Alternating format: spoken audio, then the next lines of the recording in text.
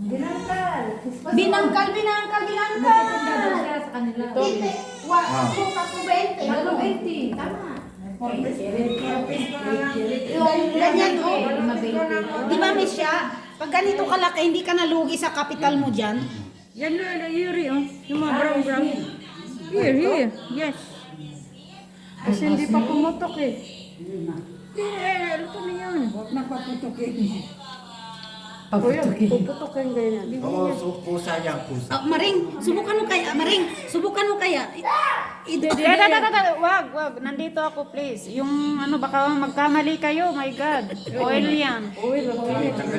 Ayun, ito na. Tagal mo na lahat. Okay. Ito na yun siya. Ay, pala siya? Mabiyak talaga pusa? Ganyan yan siya, ate. Mabibigat yan.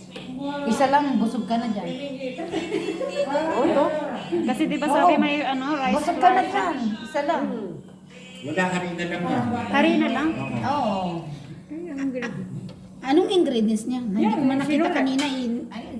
Hindi ko nakita kanina.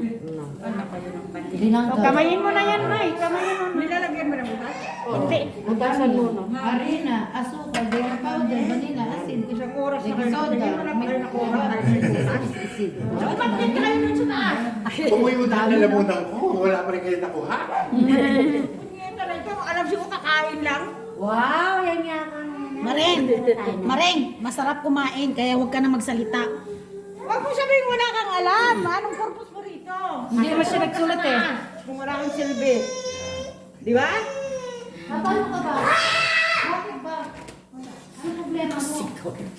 Mareng, sa akin lang kasi, alam ko ang ingredients, pero ang pagpapalambok lang sa kanya ba? Wala pwedeng tikman yung real.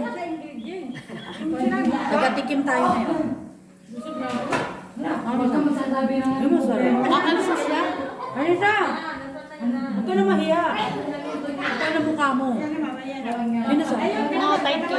Ayun na naman yung finish product. Ito po. Hindi pa ganito. Binangkal. Tilapit ang ano. Ano ba yung dalawa? Ay, bigyan mo nga itong bata. Kaya nag-edit lang. Para saan yan, Misha? Sa picture. Yes, my love. We are almost done and then we will go up, yeah?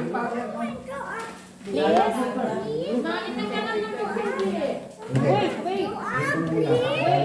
Wait na, tita. Yes. Go up. Bakit daw minus go up ka? Ayaw na niya makakita ng tao. Ay.